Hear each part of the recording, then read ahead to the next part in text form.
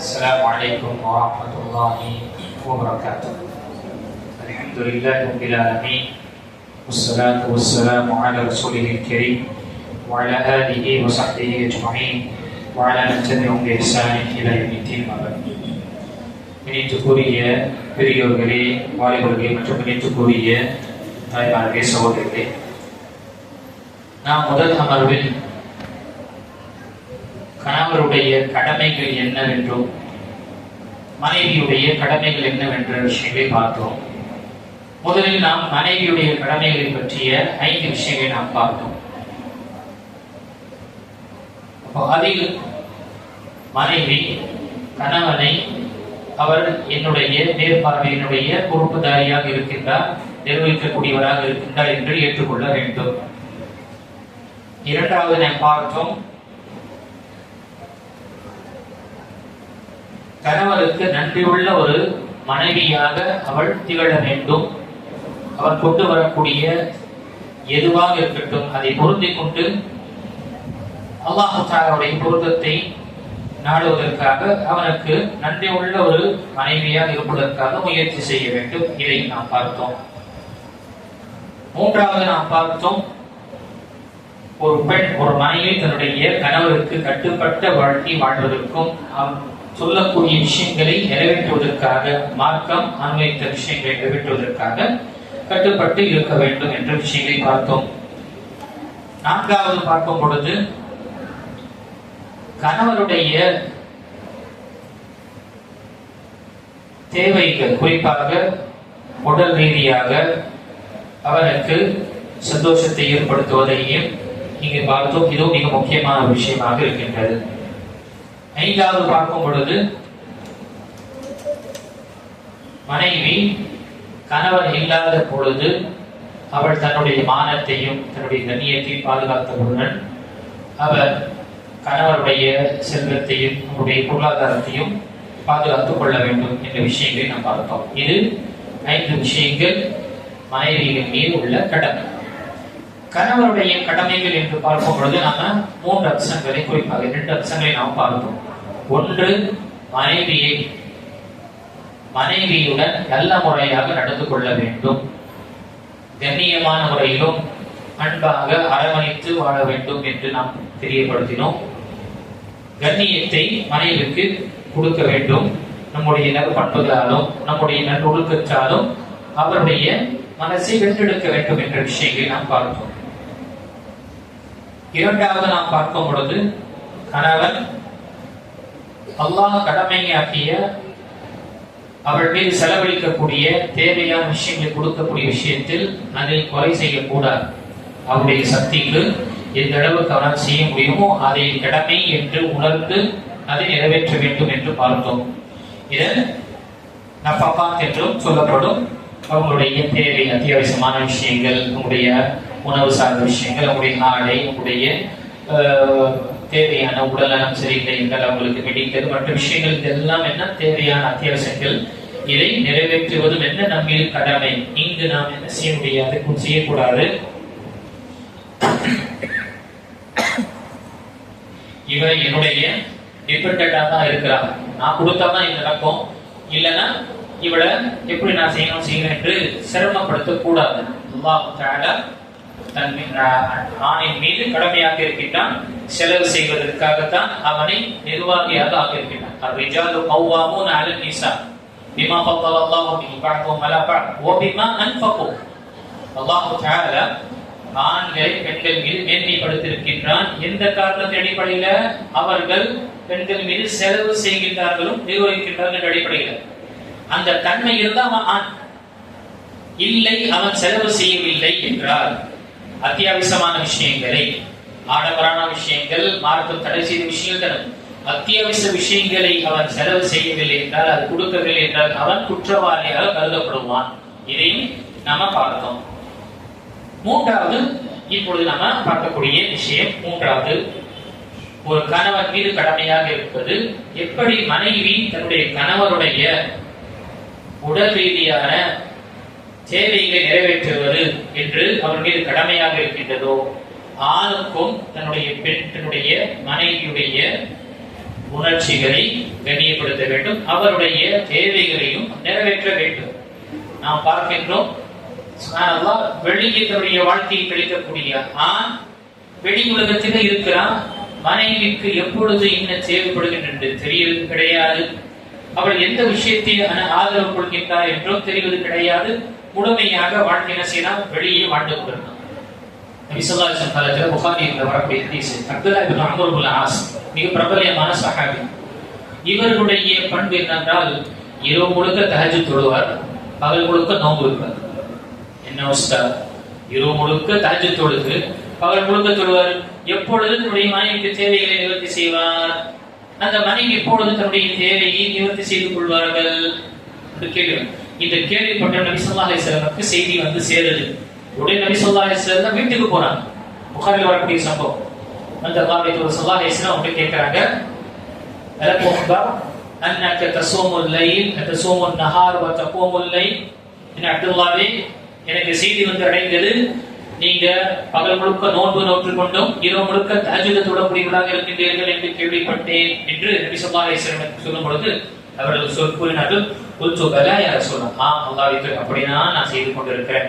நபி ஸல்லல்லாஹு அலைஹி வஸல்லம் சொன்னாங்க, ஃபலா தஃபல், இப்படி செய்யாதீர்கள் என்று சொல்லிவிட்டு, கும் சும் வ அஃப்திர் கும் வ நம், சும் நோன்பு நோற்றுங்க, வ அஃப்திர் நோன்பு விட்டுருங்க, வ கும் இரவு தொழுகை தொழுகுங்கள், தஹஜ்ஜுதை தொழுகுங்கள், வ நம் சில நாட்கள் தூங்கவும் செய்யுங்கள், சில நேரம் தூங்கவும் செய்யுங்கள் என்று சொல்லிவிட்டு நபி ஸல்லல்லாஹு அலைஹி வஸல்லம் பிறகு கூறினார், ஃபஇன்ன லிஜஸதிக ஹக்குன், உன்னுடைய உடலுக்கும் என்ன சில உரிமைகள் இருக்கு, அந்த உரிமையை நிறைவேற்று.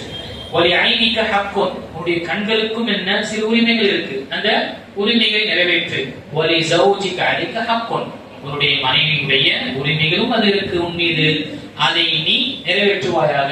பாத்திக்குல் லதி ஹக்கின் ஹக்கஹு, ஒவ்வொரு உரிமையாளருடைய உரிமைகளை நீ கொடுத்து வருவாயாக என்று ஸல்லல்லாஹு அலைஹி வஸல்லம் இவர்களுக்கு உபதேசம் செய்து, அந்த நோன்பை வைப்பதும் இரவு தஹஜ்ஜுத் தொழுவதும் என்ன செஞ்சாங்க, நபி ஸல்லல்லாஹு அலைஹி வஸல்லம் தடுத்தாங்க. யோசிச்சு பாருங்க, நஃபிலான இபாதத்தை மார்க்கம் என்ன செஞ்சிருக்கு, ஒரு பெண்ணுக்காக இங்கு தடுக்கப்பட்டிருக்கு. நபி ஸல்லல்லாஹு அலைஹி வஸல்லம் அந்த சஹாபியை, நீங்க நோன்பு நோக்காதீங்க, இந்த மாதிரி நிறைய உபரியான நோன்பு நோக்காதீங்க, அதே மாதிரி தஹஜ்ஜுடைய விஷயம் செய்யாதீங்க, எந்த நேரத்தில் உங்களுடைய மனைவிக்கு தேவையாது, உங்களுடைய கண்களுக்கு உங்களுடைய உரிமைகளை உங்கள் நிம்மதி கொடுப்பதும், உடலுக்கு நிம்மதி கொடுப்பதும், அதே போல மனைவியுடைய தேவை நிவர்த்தி செய்வதும் என்ன உங்கள் மீது கடமையாக இருக்கின்றது என்று நபி ஸல்லல்லாஹு அலைஹி வஸல்லம் உபதேசம் செய்றாங்க. இங்கு ஒவ்வொரு கணவன் மற்றும் மனைவி இந்த விஷயத்துல ரொம்ப என்ன கவனம் கொள்ள வேண்டும், இதுல கோட்டை விட்டு விடக்கூடாது. இதனாலதான் என்ன அல்லாஹ் பாதுகாக்க வேண்டும், வெளியே அனாச்சாரங்களும் அசிங்கங்களும் ஏற்படுது. ஒரு மனைவி சில ஏதோ ஒரு காரணத்தினால் கோபத்தினால் கணவரை தடுத்து விட்டார் என்றால் என்ன ஒரு கட்டத்துல நவுதுபில்லா என்றால் அந்த கணவனுடைய வாழ்க்கையில கள்ள தொடர்பு ஏற்படும். கள்ள தொடர்புடன் நவுதுபில்லா ஹராமான விஷயங்கள் ஈடுபடக்கூடியவனாக இருப்பான். அதற்கு காரணமாக இருந்தது இவன் தடுத்தார். அதே போல மனைவியுடைய தேவைகளை இவன் பூர்த்தி செய்யாமல் உடல் ரீதியான விஷயத்தில் என்ன ஆகும், ஒரு கட்டத்துல அது ஒரு இயற்கையான விஷயம், எமோஷன்ஸ் உணர்ச்சிகள் என்ன ஆகும், மற்ற ஒரு அந்நியனுடைய விஷயத்துல அவங்களுக்கு அன்பு பாசம் என்று ஏற்படும் பொழுது என்ன அது ஒரு தவறான ஒரு கட்டத்துக்கு கொண்டு செல்லும். இது ஒட்டுமொத்த சொசைட்டிக்கு மட்டும் ஒட்டுமொத்த சமுதாயத்திற்கும் என்ன பெரிய ஒரு பாதிப்பு ஏற்படும். இதனாலதான் விபச்சாரம் என்ன இப்பொழுது இருக்கக்கூடிய காலம் ரொம்ப லேசாக ஆச்சு. திருமணம் என்பது ரொம்ப கடுமையான ரொம்ப கடினமான விஷயம். திருமணத்திற்காக எல்லா விஷயத்தையும் ஏற்பாடு செய்யணும். விபச்சாரத்திற்கு எதுவுமே கிடையாது. எந்த அளவுக்கு வந்துருச்சு நல்லா பாதுகாக்க வேண்டும். ஒரு ஆண் ஒரு பெண் ஒரு ஹோட்டல்ல அறை பெறுவதற்காக அந்த ஹோட்டல்கார கொடுக்கலன்னா போலீஸ் கேஸ் கொடுக்கணும். போலீஸை ஏன் கொடுக்கலன்னு சொல்லி அவன் மேல கேஸ் போடணும். இந்த அளவுக்கு என்ன பாவங்கள் செய்வதற்காக முழுமையாக அனுமதியுடைய நிலையில் இருக்கின்றது. இப்படிப்பட்ட நிலையில இந்த விஷயத்துல நாம மிகவும் கவனமாக இருக்க வேண்டும். இது இயற்கையான ஒரு விஷயம். இயற்கைக்கு முரணாக நாம் செய்யும் பொழுது அங்கு அல்லாஹ் பாதுகாக்க வேண்டும். அனாச்சாரங்களும் அசிங்கங்கள் தான் ஏற்படும். இதுவும் இந்த விஷயத்தில் ரொம்ப ஒரு சென்சிட்டிவான இஷ்யூ. ரொம்ப நம்ம இந்த உணர்ச்சிகரமான ஒரு விஷயத்தை நாம மிகவும் இந்த விஷயத்தை நாம அலட்சியமாக இருக்கக்கூடாது. நான்காவது, ஒரு கணவன் இது பொதுவாக ரொம்ப அரிதாக ஏற்படக்கூடிய விஷயம். ஒரு கணவருக்கு ஒன்றுக்கு அதிகமான மனைவி இருக்கும் பொழுது இருவருக்கு மத்தியில் அல்லது அவர்களுக்கு மத்தியில் நீதமாக நடந்து கொள்வது என்பது மார்க்கம் அந்த கணவனுக்கு கட்டளையிட்டுள்ளது. நீதமாக நடந்து கொள்வது என்பது கடமை அங்கு கட்டளையிடப்பட்டது. நான் என்னுடைய சகோதரர்களுக்கு உபதேசம் செய்வேன், இரண்டாவது திருமணம் முடிக்க வேண்டும் என்றால் திருட்டுத்தனமாக செய்யாதீங்க. அல்லாஹ் அனுமதி என்று இருக்கின்றது. அந்த அனுமதியுடைய விஷயத்திலும் அது தெரிந்த அளவுக்கு செய்யக்கூடிய அவசியம் என்று ஏற்படும் பொழுது அந்த விஷயத்தில் செய்வது மார்க்கம் அனுமதி. ஆனால் திருட்டுத்தனமாக செய்வதனால் என்ன ஆகின்றது? அல்லாஹ் பாதுகாக்க வேண்டும். சில பெண்களுக்கு நான் மனைவிக்கு நான் பர்மிஷன் வாங்கணும்னு சொல்லிட்டு செய்து விட்டு அதற்கு பிறகு படக்கூடிய பாடு பாருங்க. அல்லாஹ் பாதுகாக்க வேண்டும். இரண்டு டீமுக்கு மத்தியில் அந்த ஃபுட்பால் எப்படி அமைப்போமா அதே போலதான் இவனுடைய நிலை இருக்கு. இவன் சுண்ணத்தை பின்பற்றான் சொல்லிட்டு ஹராமான விஷயங்களை ஈடுபடுறான். திருத்தனமாக திருமணம் முடிச்சுட்டு பொய் சொல்றதாக நிலை ஏற்படுது. ஏன்னா சுண்ணத்தை பின்பற்றுறான். அல்லாஹ் பொய் சொல்றான், ஏமாற்றுறான், ரோகம் செய்யறான், எல்லா விதமான பாவமான விஷயங்கள் செய்யற இடக்கு ஒரு சுண்ணத்தை நிறைவேற்றுவதற்காக அல்லாஹ் என்ன செய்திருக்கிறான்? அல்லாஹ்வே நமக்கு எச்சரித்து இருக்கின்றான். நீங்கள் ஒன்றுக்கு அதிகமான திருமணம் முடித்து நீங்கள் நீளமாக நடந்து கொள்ள மாட்டீர்கள் என்று அஞ்சுவீர்கள். உங்களுக்கு ஒன்றே போதுமானது, உங்களுக்கு ஒன்றே போதுமானது என்று அல்லாஹ் தஆலா சொல்லி இருக்கின்றார். இந்த விஷயத்தில் கவனம் கொள்ள வேண்டும். இந்த மறைமுகமாக இந்த விஷயத்தை செய்வதனால் என்னாவது? இது ஒரு தடவை மனிதன் செய்து விட்டான் என்றால் அல்லாஹ் பாதுகாக்க அவருடைய அந்தஸ்து ராஜாவாக இருந்த அந்த அந்தஸ்து அடிமையாக இருக்கும். அவனுக்கு மதிப்பும் மரியாதைகள் எதுவுமே கிடையாது. மார்க்கம் அனுமதித்திருக்கின்றது. அவனுக்கு தேவை என்று இருக்கும் பொழுது, அத்தியாவசியமான விஷயங்கள் என்று இருக்கும் பொழுது பெண்களும் என்ன இந்த விஷயத்தை உணர வேண்டும். ஆனால் இஸ்லாத்தை நாம் குறை சொல்லக்கூடாது.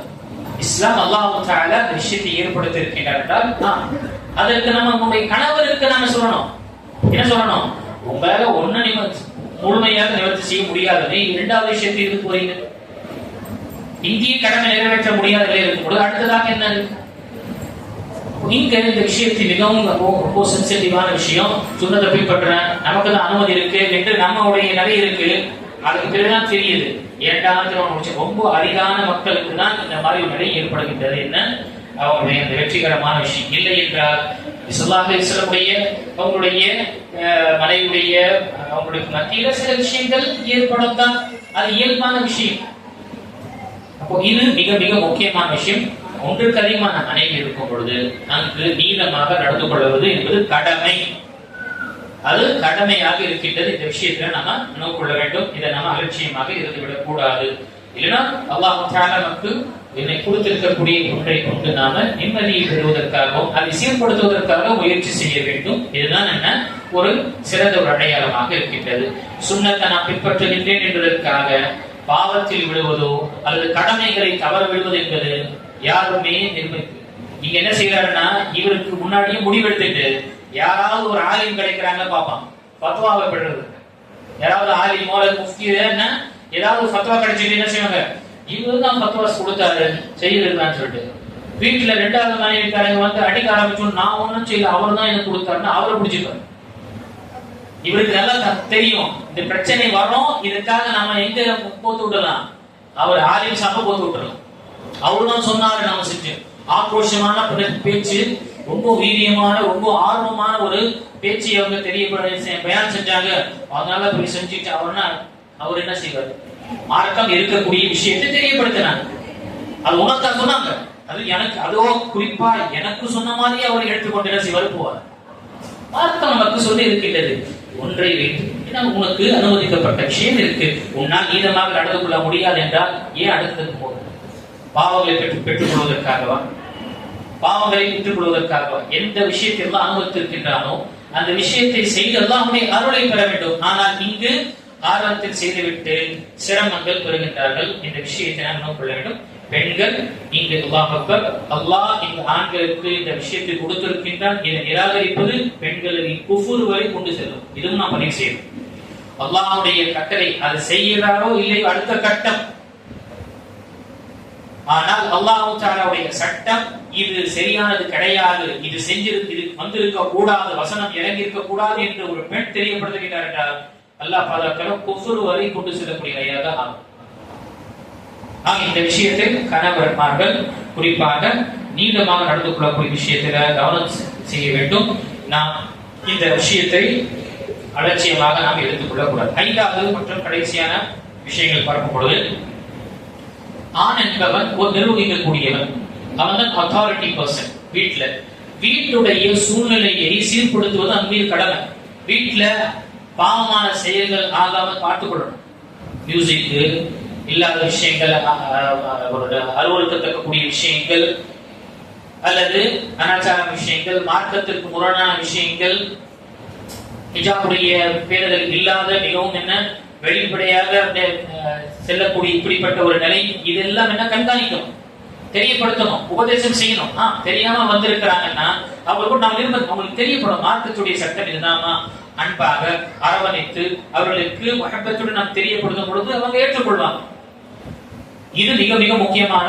ஆண் என்ற ஒரு ஸ்தானத்தில், கணவர் என்ற ஸ்தானத்தில் அவர் பொறுப்பு. நாளை வறுமை நாளில் இவருக்கு மனைவியை பற்றியும் அவருடைய குடும்பத்தாரை பற்றியும் சீர்படுத்தக்கூடிய விஷயத்தில் தருகை செய்யக்கூடிய விஷயத்தில் கேட்போம்.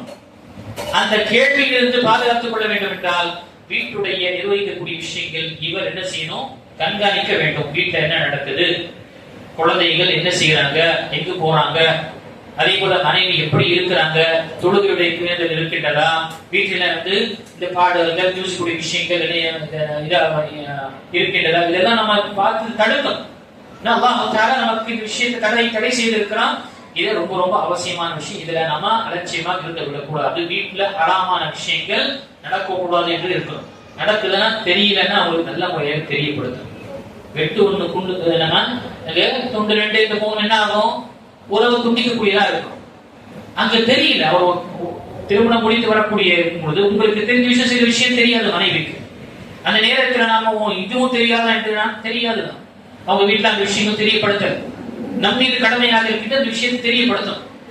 இந்த விஷயத்தை நம்ம பேனல எடுக்கும் பொழுது இல்லாமா அல்லாஹ்வுடைய மார்க்க சட்டம் இருக்கு, இதை நம்ம பேணி கொண்டு செல்வதனால் நம்முடைய வாழ்க்கை ஒரு இன்பமான வாழ்க்கை வாழும். நம்முடைய குடும்பம் ஒரு சிறந்த ஒரு குடும்பமாக ஆகும். அல்லாஹ்வுடைய ரஹ்மத்தும் அருள் நமக்கு ஏற்படும். இல்லை என்றால் அல்லாஹ்வுடைய கோபம் தான் ஏற்படும் என்று இந்த விஷயத்தை நம்ம அழகாக பக்குவமாக தெரியப்படுத்தும் பொழுது கண்டிப்பாக அந்த தவறை திருத்திக் கொள்வாங்க. தவறை திருத்திக் கொள்ளும். நம் மீது கடமை இருக்கு இந்த விஷயத்தில். ஆனா நம்முடைய நிலை என்ன, குழந்தைகளை பராமரிப்பது உன் பொறுப்பு. அவன் வேற ஏதாவது வெளியே செஞ்சுட்டு சிகரெட் அடிச்சுட்டு அல்லது வேற ஏதாவது ஒரு தொடர்பு இருந்தா வெளியில இருந்து நமக்கு செய்தி வருது, வீட்டுல என்ன செய்யணும், நம்ம பூகமும் ஏற்படுத்தும். எல்லாம் உன்னாலதான், உன் பையன் உன்ன மாதிரிதான் இருக்கு. பாக்கலாமா இல்லையா? ஏதாவது தவறு செஞ்சா 2 பேரும் நிலை என்ன இருக்கு பாத்தீங்கன்னா, உங்க பையன் உங்களை மாதிரிதான் வளர்ந்துருக்கான். அதே நல்லா செஞ்சா என் பையன் சொல்றாங்களா இல்லையா? அதே அந்த கணவர் 2 பார்க்கும்பொழுது உன்ன போலதான் இப்படி இருக்காங்க அந்த பொண்ணு, அதுவே சிறந்தவளாக ஒரு இருக்கும் பொழுது ஏன் பொண்ணு, ஏன் மகராசி என்று பெருமடி. அப்போது மனிதன் எப்பொழுதுமே என்ன குறையின்றிருமோ அடுத்தவன் தான் குறிப்பிட்டிருக்கான். அப்ப அந்த பொறுப்பு என்ன, ஒரு கணவன் என்ற ஸ்தானத்தில் வீட்டுடைய விஷயங்கள், ஹராமான விஷயங்கள், தடுத்த விஷயங்கள் வீட்டில் நடக்கக்கூடாது என்று அவர் கண்காணிக்க வேண்டும். நல்ல முறையாக அந்த விஷயத்தை எடுத்துரைக்க வேண்டும். அது நம் மீது கடமையாக இருக்கு. ஏன்னா நாம் நிர்வகிக்க கூடியவர்கள். அல்லாஹ் தஆலா நம் மீது பொறுப்புகள் கொடுத்திருக்கின்றார். முஸ்லிம்ல வரக்கூடிய ஹதீஸ்ல ரஜுல் ராஇ அன் அஹ்லி பைத்திஹி, ஆண் என்பவன் அவன் தன்னுடைய வீட்டுடைய பொறுப்புதாரி. வீட்டுடைய பொறுப்புதாரி வீட்டார்களை பற்றி அவரிடம் மறுமையில் கேட்கப்படும். அல்லாஹ் தஆலா ஒவ்வொருவருடைய பொறுப்புதாரிக்கும் அவருடைய பொறுப்பை பற்றி கேட்கப்படும். அந்த ஹதீஸ்கள்ல நீண்டமா வரும் பொழுது ஒரு ஆண், ஒரு கணவன், ஒரு தலைமைத்துவத்தில் இருக்கக்கூடிய அந்த ஆண் அவருடைய மேற்பார்வையில் இருக்கக்கூடிய அந்த குடும்பத்தினருடைய விஷயத்தில் அல்லாஹ்விடம் இவன் பதில் சொல்லியே தீர வேண்டும். இவர்களை எப்படி இவன் செய்தான், இன்னொரு ஹதீஸ்ல இதை அவர் பாதுகாத்தானா அல்லது வீணடித்தானா, இதை பாதுகாத்தானா, நல்ல முறையை தர்பியத் செய்தானா அல்லது சீரழித்தானா என்று அல்லாஹ் தஆலாவிடம் மறுமையில் கேட்கப்படும். அந்த கேள்விக்கு பதில் சொல்லியே தீர வேண்டும். அந்த எண்ணத்துடன் கணவர் இந்த விஷயத்தை நாம் நினைவு கொள்ள வேண்டும். இப்படி என்று நாம இருக்க வேண்டும். அதே போல அனாச்சார விஷயங்களை பொருந்தி கொண்டு இருக்கக்கூடாது. ரோஷம் இருக்கணும். மார்க்கத்துடைய முரணாக செய்யப்படக்கூடிய விஷயத்தில் நமக்கு ரோஷம் வரணும். ரோஷமற்ற ஜடமாக இருக்கக்கூடாது. என்னதான் செஞ்சுட்டு போட்டோம், ஹராமான விஷயங்கள் இருக்கா, இது இருக்கா, எனக்கு என்ன என்றால் அல்லாஹ் அக்பர். ஹதீஸ்களில் வரக்கூடிய வார்த்தை நபி ஸல்லல்லாஹு அலைஹி வஸல்லம் சஹீஹான ஹதீஸில் 3 பேர்களுக்கு அல்லாஹ் தஆலா சொர்க்கத்தை ஹராமாக்கி இருக்கின்றான். ஒன்று முதுமினுல் கமர், மதுவில் மூழ்கி இருக்கக்கூடியவர். இரண்டாவது அல் ஆப், பெற்றோர்களுக்கு மாறு செய்யக்கூடியவன், துண்டித்து வாழக்கூடியவன், பெற்றோர்களுக்கு மாறு செய்யக்கூடியவன். மூன்றாவது தையூஸ். தையூஸ் என்பது ரோஷமற்றவன், சூடு சொரணை இதுல இருக்காது. என்ன வீட்டுல நடந்தாலும் சரி அதை பொருட்படுத்து. இந்த வயசு தாங்க, இந்த வயசு தான் செய்யட்டும், இந்த வாலிப வயசு தான், இப்ப அனுபவிக்காம எப்போ அனுபவிப்பான் என்று சொல்லக்கூடிய அளவுக்கு இருந்தா அல்லாஹ் பாதுகாக்க வேண்டும். நம்முடைய வாழ்க்கை நம்ம ரோஷத்தை இழந்து விட்டோம். இது அல்லாஹ் பாதுகாக்க வேண்டும் இந்த விஷயம். இப்போ நாம கணவருடைய கடமைகளை பார்த்தோம், மனைவியுடைய கடமைகளை பார்த்தோம். ஒவ்வொருவரும் தன்னுடைய கடமைகளை நாம் நினைவு கொள்ளும் பொழுது நம்முடைய உரிமைகள் நமக்கு கிடைக்கும். கிடைக்குமா இல்லையா? என்னுடைய கடமை இருக்கின்றது, அந்த கடமையை யார் மனைவியுடைய நான் நிறைவேற்ற வேண்டும் என்று அந்த கடமையை நான் நிறைவேற்றினேன் என்றால் அந்த பெண்ணுடைய உரிமை அவளுக்கு கிடைக்குதா இல்லையா? அதே அந்த மனைவி அவள் என் மீது கடமையாக்கப்பட்ட விஷயம் அல்லாஹ்வால் இது கடமையாக்கப்பட்டது என்று அந்த கடமையை நிவர்த்தி செய்தால், பூர்த்தி செய்தால் கணவனுக்கு கணவனுடைய உரிமைகள் கிடைக்கிறது. இப்போ இரு தரப்பிலும் அந்த பொறுப்புகளையும் இந்த கடமைகளை நிவர்த்தி செய்யும் பொழுது, பூர்த்தி செய்யும் பொழுது அவர்களுடைய உரிமைகள் அவர்கள் பெற்றுக் கொள்கிறார். அங்க போட்டு நம்ம என்ன செய்ய தேவையில்லை. என் ரைட்ஸ் எங்க, என் உரிமை என்ன, என்னுடைய நாம நடந்து கொள்ளக்கூடிய முறையில் அங்க அவர்கள் நடந்து கொள்ளக்கூடிய முறையில் நம்முடைய அதனுடைய ரியாக்ஷனே வரும். எப்பொழுதுமே ரிசல்ட் நாம எப்படி நடந்து கொள்கின்றோமோ அதன் பிரகாரம் தான் வரும். அது நல்லதாக இருக்கட்டும் கெட்டதாக இருக்கட்டும். இப்போ இங்கு 2 நம்ம விஷயத்தை பார்த்தோம். இப்பொழுது இருக்கக்கூடிய சில விஷயங்கள், கிட்டத்தட்ட ஒரு 10 விஷயங்கள், 2 கணவன் மனைவி இருவர்களும் இந்த விஷயத்துல ஒன்றுபட்டு செய்யணும். இது உண்மையா இந்த விஷயத்தை நம்ம ரொம்ப கவனம் செய்ய வேண்டும். இந்த விஷயங்கள் நான் சொன்ன விஷயம், மனைவியுடைய கடமைகளை பற்றி சொன்ன மனைவியாக இருக்கக்கூடிய சகோதரிகள், தாய்மார்கள், அவர்கள் இது என்னுடைய வாழ்க்கையில் இருக்கின்றதா என்று பார்த்தோம். கணவனாக இருக்கக்கூடிய சகோதரர்கள் இங்கு இந்த விஷயத்தை அவன் கடமைகள் என்று சொல்லும், இந்த கடமை நான் ஒழுங்காக நிறைவேற்றுகின்றேனா என்ற விஷயத்தை நாம சிந்திக்க கடமைப்பட்டுள்ளோம். ஏனென்றால் இந்த உலகத்தில் வாழ்வதே அல்லாஹ்வுடைய பொருத்தத்தை பெறுவதற்காக. அல்லாஹ்வுடைய பொருத்தத்தை பெற வேண்டும் என்றால் கடமைகளை நிறைவேற்ற வேண்டும். அந்த ஒரு கடமையை மனைவிக்கு கொடுக்கக்கூடிய இந்த உரிமை, இது நாம நினைவுகொள்ள வேண்டும். இப்ப வாங்க நாம இருக்கக்கூடிய இந்த நேரத்துல கணவன் மனைவி இருவரும் சேர்ந்து செய்யக்கூடிய செயல்கள் என்ன, இருவர்களும் சேர்ந்து செய்யக்கூடிய நிறைவேற்றக்கூடிய கடமைகள் என்ன என்று பார்க்கலாம். முதல் விஷயம், இருவர்களும் தன்னுடைய வீட்டுடைய சூழ்நிலையை மார்க்க சூழ்நிலையாக ஆகும். மார்க்கப்பட்டுள்ள ஒரு வீடாக அமையும். அவை 2 பேருடைய பொறுப்பும் இது. ஏன் பொறுப்புல கிடையாது, உன்னுடைய பொறுப்பு, எல்லாருடைய பொறுப்பு, இருவர்களுடைய பொறுப்பு. ஏன்னா அந்த இல்லத்தை அமைதித்தனமாக ஆக்குவது என்பது இருவருடைய பொறுப்பு. ஒரு குடும்பம் என்றால் இந்த 2 தம்பதிகளை கொண்டுதான் குடும்பமே இருக்கு. என்னுடைய பொறுப்பு கிடையாது என்று நான் வெளியே தான் போயிட்டு வருவேன், எனக்கு வேலை அதுதான் இருக்கு, உள்ள இருக்கிறதா நான் செய்ய மாட்டேன் என்றால் அங்கு நமக்கு பிரச்சனை என்ன? அதே போல இவங்க இருக்கக்கூடிய விஷயங்கள்ல நான் அடுப்பாங்கிறது தான் இருப்பேன், இதெல்லாம் எனக்கு வேலை எல்லாம் ஆகாது, உங்க குழந்தைகளை பாதுகாக்கிறதும் உங்களுக்கு தர்பியை செய்யறது என்னால முடியாதுங்க என்று ஆளுங்க வைங்க, ஆயம்மா வைங்கன்னா அவ்வளவுதான் முடிஞ்சது. நாம தான் அங்கு பாதிப்பு. கடைசியில வயது நம்முடைய வயதான பிறகு நம்முடைய குழந்தை நமக்கு மத்தியில் இருக்க மாட்டோம். அது மட்டுமல்ல, மனைவியாக இருக்கக்கூடியவர்களும் நமக்கு சந்தோஷத்தை ஏற்படுத்த முடியாது கடைசி கட்டத்தில். இப்போ இருவர்கள் முதல் விஷயம், நம்முடைய குடும்பத்தை மார்க்கப்பட்டுள்ள குடும்பமாக அந்த சூழ்நிலையில் கொண்டு வரணும். ஒவ்வொருவரும் இதுல கடமையாக இருக்கின்றது. வீட்டுல என்ன நடக்கின்றது, மார்க்க விஷயங்கள், அல்லாஹ்வுடைய பேச்சுகள் பேசப்படுகின்றதா, வீட்டுல உட்கார்ந்து என்ன செய்யணும், கணவன் மனைவி என்னங்க இந்த மாசம் இந்த பட்ஜெட், என்னங்க இந்த மாசம் இந்த வெக்கேஷன், என்னங்க இந்த திருமணம் இருக்குங்க, இதுக்கெல்லாம் பேசுறதுக்கு வாய்ப்பு இருக்கு. மறுமையுடைய வாழ்க்கைக்கான வாய்ப்பு நமக்கு வர மாட்டேது. என்னைக்காவது உட்கார்ந்து என்னங்க மார்க்கத்துடைய விஷயங்கள் நாம என்ன கற்றுக்கொண்டோம், இந்த குழந்தைகளுக்கு நம்ம மார்க்கத்து விஷயத்துக்கு நம்ம தெரியப்படுத்தணுமே, அதை நம்ம கவலை கொண்டோமா, அதை என்னைக்காவது உட்கார்ந்து பேசினோமா என்றால் கேள்வி தான் வரும். ஒரு கேள்வியாக தான் இருக்கும் நம்முடைய சிந்தனை. ரொம்ப அரிதான இல்லாம ரஹிமரப்பு அல்லாஹ் தஆலா அருள் புரிந்த சில தம்பதிகளை தவிர அதிகமா நமக்கு என்ன நேரமே வரமாட்டேது. ஏன்? வீட்டுல டயர்டாகி, வெளியிலிருந்து டயர்டாகி வீட்டுல வந்து தலானில படுத்தாலே இங்க என்ன லிஸ்ட் கொண்டு வந்துடலாம் மனைவி. பாக்குறோமா இல்லையா? வந்து ராகத்தா படுக்கலாம்னா எங்க இதெல்லாம் பட்டியெல்லாம் இருக்குங்க, நாளைக்கு இதெல்லாம் காய்கறி வாங்கிட்டு வந்துருங்க, இதெல்லாம் இருக்கு, இந்த பால்காரனுக்கு என்ன வந்து அது இது எல்லாமே வருது. என்ன டென்ஷன் வந்தவனையே ஸ்டார்ட் ஆயிடுது. என்னைக்காவது இந்த மாதிரி விஷயத்தில் மார்க்கத்துடைய விஷயங்கள் நீங்க குழந்தைகளுக்கு மார்க்கப்பற்று ஏற்படுத்தணும். நாம மார்க்கத்துடைய விஷயங்கள் இருக்கிறோம், எந்த அளவுக்கு நாம செய்வோம் என்று நாம இதை கடமைப்பட்டு இருக்கிறோம். இது ரொம்ப ரொம்ப அவசியமான விஷயம். நாம இதை நாம தெரியப்படுத்த வேண்டும். அப்போ நம்முடைய மாஹோல், நம்முடைய வீட்டுடைய மாஹோலை நாம ஒரு மார்க்க மாஹோலாக ஆக்க வேண்டும். அப்பொழுதுதான் இருவருடைய பொறுப்பு இருக்கு. குழந்தையுடைய தர்பியத்தும் சரி, வீட்டுடைய தர்பியத்தும் இருவரும் சேர்ந்து செய்வதுதான் இது மார்க் நமக்கு தெரியப்படுத்திருக்கின்றது. நாம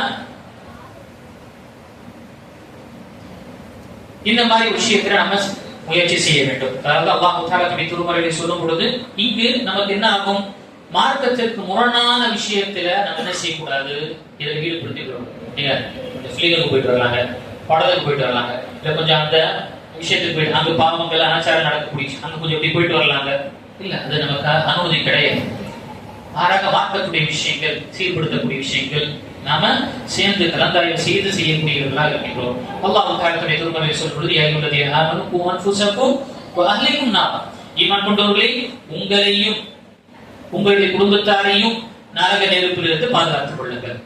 நம்மள மட்டும் கிடையாது, செல்ஃபிஷ் கிடையாது. முஃமின் எப்பொழுதுமே சுயநலவாதியாக இருக்க மாட்டான். மாறாக நம்மையும் நம்முடைய குடும்பத்தார்களையும் வ அஹ்லிக்கும் நாரா, நரகத்திலிருந்து உங்களை பாதுகாத்துக் கொள்ளுங்கள்.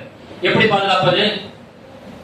நரகத்துடைய விஷயங்கள், எந்த விஷயங்கள் நரகத்திற்கு கொண்டு செல்லுமோ அதிலிருந்து நாம் பாதுகாக்கணும், தெரியப்படுத்தணும். அதான் அலி பின் அபி தாலிப் ரலியல்லாஹு அவர்கள் தஃப்சீர்ல இந்த வசனத்துடைய தஃப்சீர்ல சொல்லும் பொழுது அல்லிமு அன்ஃபுஸக்கும் வ அஹ்லிகுமுல் கைர், உங்களுக்கும் உங்களுடைய குடும்பத்தாருக்கும் நன்மையான விஷயங்களை நீங்கள் கற்றுத்தாருங்கள். அப்போ நாம கல்வியுடைய மார்க்க விஷயமான கல்வியை தேடுவது, நம்மை சீர்படுத்திக் கொள்வதற்கும் நம்முடைய குடும்பத்தை சீர்படுத்திக் கொள்வதற்கும் நாம முயற்சி செய்யணும். இதற்காக நாம முன்னெடுக்க வேண்டும். இது ரொம்ப ரொம்ப விஷயமாக இருக்கிறது. வயிற்று பசியை போக்குவதற்காக, வயிற்றுடைய நம்முடைய அந்த பசியுடைய நெருப்பை அணைப்பதற்காக செய்யக்கூடிய முயற்சிகள், மறுமையிலும் ஒரு நெருப்பு இருக்கின்றது, அதற்காக நாம் என்ன செஞ்சோம், குடும்பத்தை நான் கட்டி காக்கணும் என்று உழைக்கிறோம், எல்லாம் செய்யறோம். ஏன் பையன் அவமானப்படக்கூடாது, இந்த உலகத்துல ஒரு கண்ணியமான வாழ்க்கையை வாழணும், எந்த ஒரு சிரமம் உனக்கு ஏற்பட்டு விடக்கூடாது, எப்பொழுதுமே அவன் மற்றவர்களுக்கு யாசனம் செய்யக்கூடாது என்ற விஷயத்துல நம்ம தெளிவாக இருக்கிறோம்.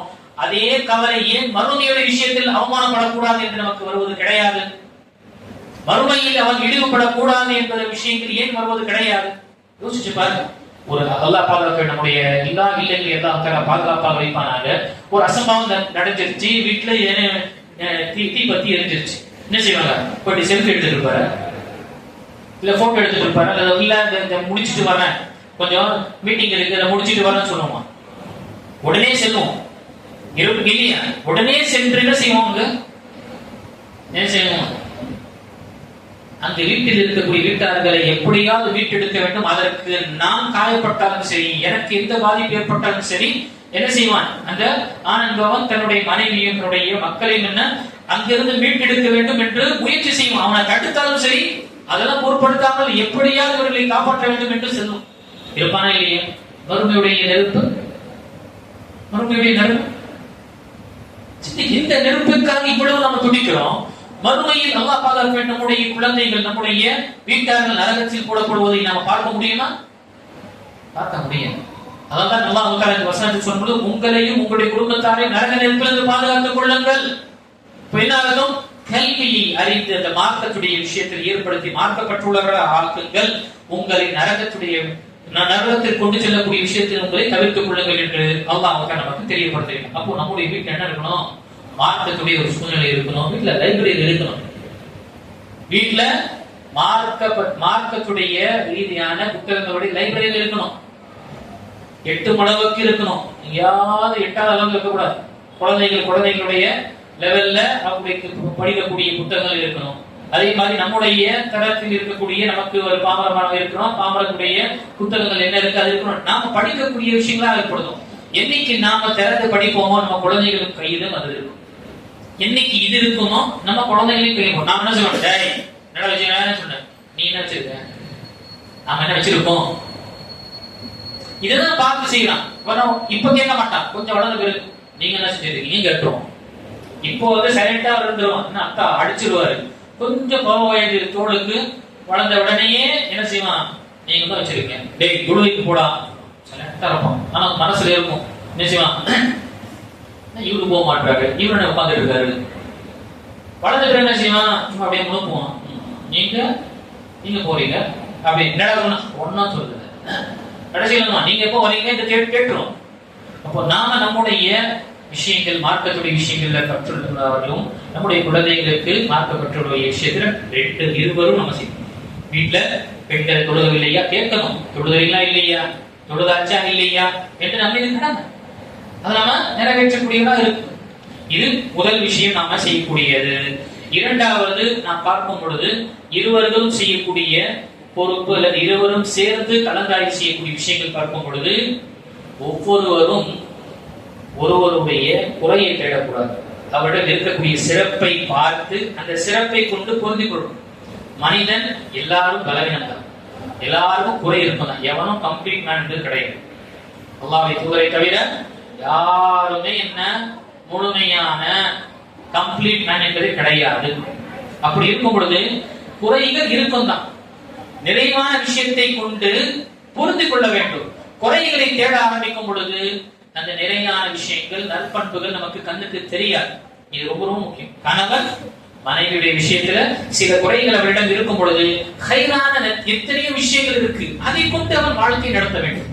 அதே போல மனைவி தன்னுடைய கணவரிடம் இருக்கக்கூடிய சில குறையை கொண்டு அதை கொண்டு அவர்கள் என்ன செய்யக்கூடாது, அவங்களை வெறுப்பதோ அவர்களை இழிவுபடுத்துவதோ என்று இருக்கக்கூடாது. அவரிடம் மற்ற விஷயங்கள் நிறைய இருக்கும், மற்ற விஷயங்கள் ஹைரான், அந்த ஹைரை அவர்கள் வைத்துக் கொண்டு இருவரும் நல்ல ஒரு வாழ்க்கை வாழும் பொழுது அந்த குறைகள் நிறைவாக மாறும், கண்டிப்பாக மாறும். ஆனால் நாம உன்னுடைய விஷயத்தை இப்படிதான் இருக்கு என்று சொல்லி குத்தி காட்டுக் கொண்டே இருக்கும் பொழுது ஒரு கட்டத்தில் என்ன ஆகும், அது பூகம்பமாக வெடிக்கும். இது ஆணுக்கும் சரி பெண்ணுக்கும் சரி இந்த விஷயத்தை நாம் நினைவு கொள்ள வேண்டும்.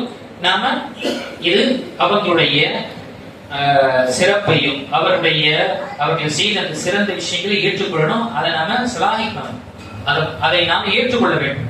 அதே போல அவரிடம் இருக்கக்கூடிய சில குறைகளை நாம அதை என்ன செய்யணும், கொஞ்சம் அனுசரிச்சுட்டு போகணும். அட்ஜஸ்ட்மெண்ட், அது பொருட்படுத்தக்கூடாது என்பது கிடையாது. கொஞ்சம் நம்ம அட்ஜஸ்ட் செய்துட்டு போகணும். இன்ஷா அல்லாஹ் எங்கள்ல நாளைக்கு நாம அது மாறக்கூடிய நிலை ஏற்படும். என்னுடைய வாழ்க்கையில அந்த பலவீனம் இருக்கும் தான். என்னுடைய பலவீனம் சொல்லும் பொழுது நம்ம என்ன செய்வோம், உடனே டாபிக்கை மாத்தும். நாம அவருடைய குறைகளை சுட்டிக்கணும். நீ என்ன இப்படி இருக்க, உங்க அம்மா வீட்டுக்கு போற, இப்படி செய்யற, அப்படி செய்யறதை சொல்லிட்டு தோணும். என்னங்க நீங்க கூட இப்படி செய்றீங்கன்னா உடனே டாபிக் மாறும். ஏன்னா பிரச்சனை இங்க வருது. அந்த என்னாவது அவர் மற்றவர் சொன்ன விஷயம் இவருக்கு ரிட்டர்ன் நம்ம வரும் பொழுது என்ன செய்ய, உடனே மனிதன் என்ன செய்யறான், சரி வேற விஷயத்துக்கு போலாம் சொல்றோம். எப்பொழுது அந்த மனிதன் அந்த குறையை சொன்னா அவனுடைய வாழ்க்கை குறை இருக்குதானே. அப்போ இருவர்களுடைய வாழ்க்கை இருக்கும் தான், யாருமே கம்ப்ளீட்டா இருக்கும் தான் நம்முடைய வாழ்க்கையில். இதை நம்ம ஏற்றுக்கொண்டுதான் தீர வேண்டும். இருவர்களும் இருக்கக்கூடிய நிறைவான விஷயங்கள், ஹைரான விஷயங்கள், அது 99% இருக்கும் பொழுது 1% கொஞ்சம் குறை இருந்தா அதை நாம் புறக்கணித்து விட்டு இருக்கக்கூடிய ஹைரை நாம் எடுத்துக்கொண்டு செல்வது என்பது என்ன, நம்முடைய உறவுகள் தக்க வைக்க முடியும். இல்லையா நான் சொன்னேன், சின்ன விஷயத்திற்காகவே என்ன உறவுகள் துண்டிக்கப்படக்கூடியதாக இருக்கின்றது. கேஸ் பார்த்தா ஒண்ணுமே கிடையாது, உப்பு இல்ல, சக்கரை இல்ல, இப்படி வந்து அப்படி, இதுதான் ஒண்ணுமே இல்ல, இப்படிலாம் ஒரு நிலை ஏற்படுகின்றது. ஏன் மறு பேச்சு பேசுவதனால் மனிதனுக்கு என்ன வருது, ஆணவம் வருது, எனக்கு எதிர்த்து பேசுறேன் என்று என்ன பெருசா போய் பேச்சடியாக ஆக்கக்கூடிய பிரச்சனைகள் ஆகுது. இதுக்கும் என்ன அல்லாஹ் பாதுகாக்க வேண்டும். இதற்கு இந்த அட்வொகேட்லாம் ரெடியா இருக்கிறாங்க. இந்த விஷயத்த சிலரை தவிர அல்ஹம்துலில்லாஹ் நீதமாக இருக்கக்கூடிய, ஆனா என்ன இப்படிப்பட்ட உறவுகள் இந்த விஷயத்துல வந்து கேஸ் எடுத்து நடத்தக்கூடியவங்க இருக்காங்க. பாவம் 2 பேரும் சின்ன ஒரு விஷயத்திற்காக ஏதோ மனஸ்தாபம் ஏற்பட்டிருக்கும், இவங்க கேஸ் போடு, இவங்க கேஸ் போட்டுனா உங்க கேஸ்ல காரச்சாரம்லாம் இல்லை, கொஞ்சம் கனமா இருக்கும். அப்போதான் ஜட்ஜி என்ன செய்வாரு, கொஞ்சம் அதை கேட்பாரு. உங்களுக்கு சப்பம் இருக்கு, சல்லுன்னு இருக்கு, ஒண்ணுமே இல்லையே, எப்படி இதை நான் செய்யற ஸ்டோரி என்ன, அவன் கதை அமைக்கிறான், என்ன செய்யறான், அவன் கதையை ஏற்படுத்துறான். இவ்வளவு வந்தாச்சு, சரி உங்களுடைய கதையில வந்து சுவாரஸ்யம் இல்ல, கொஞ்சம் சுவாரஸ்யமா எடுத்துட்டு போனோம்னு சொல்லிட்டு நான் சொல்ற மாதிரி செய்யுங்க. அவர் என்ன செஞ்சா, மற்ற அந்த பொண்ணுடைய தொடர்பு வச்சிருக்கேன்னு சொல்லுங்க. இல்லங்க அப்படின்னு சொன்னா சொல்லிதான் தீரணும். நீ என்ன செய்ப்பா, உன்னை பத்தி அவள் சொல்லி இருக்கிறா, நீ இவ வந்து வாசல்ல உட்கார்ந்துக்கிட்டு மற்றவரை பாக்குறா, சேட்டிங்ல வந்து மற்றவருடைய தொடர்பு இருக்குன்னு சொல்லி, இல்லப்பா அப்படின்னா இல்ல, என்னுடைய மனைவி சொல்லிதான் தீரணும், வேற வழி இல்ல, என்ன செய்வான், சரி ஏதோ செய்யுங்கன்னு சொல்லிட்டு இவனை விடும். நல்லா பாதுகாக்க வேண்டும். இப்படி நிறைய நடந்திருக்கு இருக்கு. இப்படி கேஸ் பெரிய கடைசியில பார்த்து எதுவுமே கிடையாது. இவங்க ரெண்டு பேரும் என்ன, இப்போ அந்த அட்வொகேட்டுக்கோ அல்லது அந்த வக்கீலுக்கு என்ன, இவங்களுக்கு ஒரு பெரிய ஸ்டோரி வந்துருச்சு. அவன் செய்யக்கூடிய அந்த ஸ்டோரி தான் இவங்க ரெண்டு பேரும் ஏற்றுக்கணும். அதுல பொய் சொல்லுவான், அவதூறு வரும், ஒருவருக்கு ஒருவர் என்ன செய்வாங்க, ரொம்ப பாவம் அவதூறுகளை சுமத்தக்கூடியவர்களா இருப்பாங்க. இதெல்லாம் என்ன செய்வாங்க, வேற வழி இல்லைன்னு சொல்லிட்டு இந்த விஷயம் குறை இருக்கும். இந்த குறையை நாம, இந்த விஷயத்தை நாம கொஞ்சம் அனுசரிச்சு போனோம். சூரத்து நிசாவுடைய 19வது வசனத்துல அல்லாஹ் இதை தெரியப்படுத்துகிறார். என்ன தெரியப்படுத்துகிறார்? வஆஷிருஹுன்ன பில் மஅரூஃப். ஆண்களுக்கு அல்லாஹ் தஆலா சொல்லும் பொழுது, நீங்கள் உங்களுடைய மனைவியுடன் நீங்கள் நல்ல முறையாக நடந்து கொள்ளுங்கள், வாழ்க்கை சிறந்த வாழ்க்கையை நீங்கள் வாழுங்கள், நல்ல முறையாக அவர்களுடன் நீங்கள் வாழ்க்கை நடத்துங்கள் என்று சொல்லிவிட்டு, ஃபைன் கரிஹ்துமூஹுன்ன, நீங்கள் அவரிடம் ஏதாவது ஒன்றை வெறுத்தீர்கள் என்றால், நீங்க ஏதாவது உங்களுக்கு அது பிடிக்கவில்லை என்றால், அஸா அன் தக்ரஹு ஷைஅன், நீங்க சில விஷயங்களை வெறுக்கிற, ஒரு விஷயத்தை வெறுக்கிறீங்க, அஸா அன் யஜஅல் அல்லாஹு கைரன் கதீரா, அல்லாஹ் தஆலா உங்களுக்கு இதற்கு பதிலாக மற்ற விஷயங்களை கைராக ஏற்படுத்துவான் என்று அல்லாஹ் தஆலா குறிப்பிடுகிறார். ஒரு விஷயத்தை நீங்க வெறுக்கிறீங்க, ஆனா அதே அந்த பெண்ணிடம் மற்ற நிறைய கைரை அல்லாஹ் தஆலா வைத்திருக்கின்றான் என்று தெரியப்படுத்துகிறார். அதே போல கணவனுடைய விஷயத்திலும் ஆக இங்கு நாம இந்த விஷயத்தை அனுசரிச்சு நாம ஏற்றுக்கொள்ளணும். என்கிட்ட குறை இருக்குதான், இருவருக்கும் ஏற்றுக்கணும். அந்த குறையை அதை என்ன செய்யணும், அதை கொண்டே நம்முடைய பிரச்சனையை ஏற்படுத்தாமல் அதை நாம எடுத்து வைத்து விட்டு இருக்கக்கூடிய இருவர்களும் இருக்கக்கூடிய நலனையும் கைரையும் அனுசரிச்சுட்டு போகும் பொழுது இரு உறவுகளும் நீடிக்கும். அந்த வளரக்கூடிய இவங்களுடைய மேற்பார்வையில் வளரக்கூடிய குழந்தைகளும் என்ன சிறந்த ஒரு குழந்தைகளாக வளரக்கூடியவர்களாக இருப்பார்கள். இது இரண்டாவது விஷயமாக இருக்கின்றது.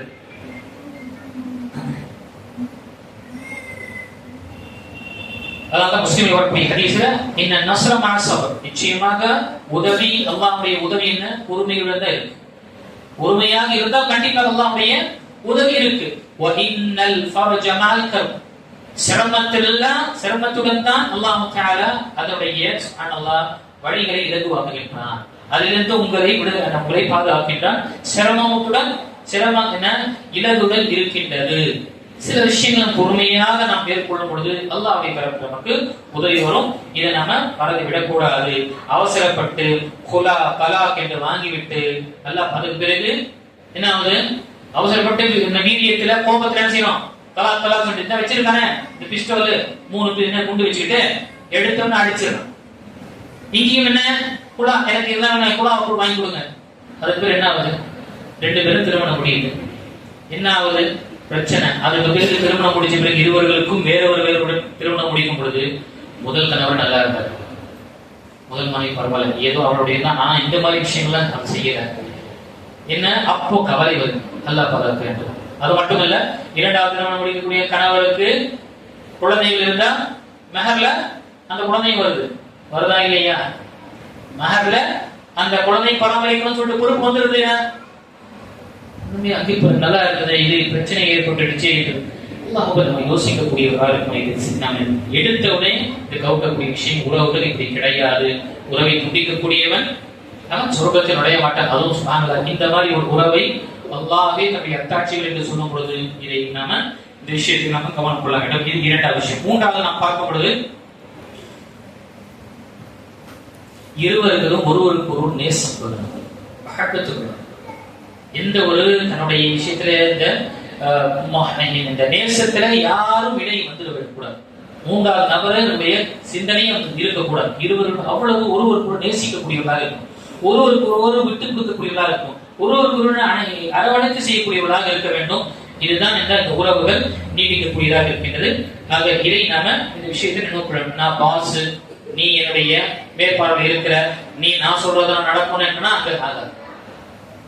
அது இந்த உறவுகள் நீடிக்க நாம அன்பை நாம் காட்டும் பொழுது கண்டிப்பாக நம்முடைய அந்தஸ்து அவருடைய உள்ளத்து உயர்ந்ததாக இருக்கும், உயர்ந்ததாக இருக்கும்.